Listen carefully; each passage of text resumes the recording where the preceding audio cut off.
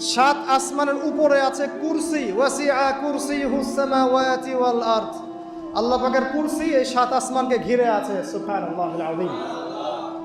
এর উপরে আছে মহাসাগর, একটা সাগর।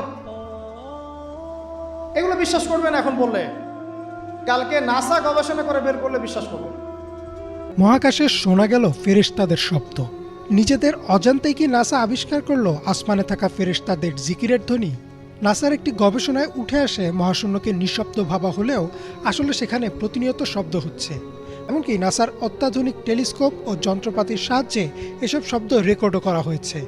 চলুন একবার শুনে নিই সে শব্দ।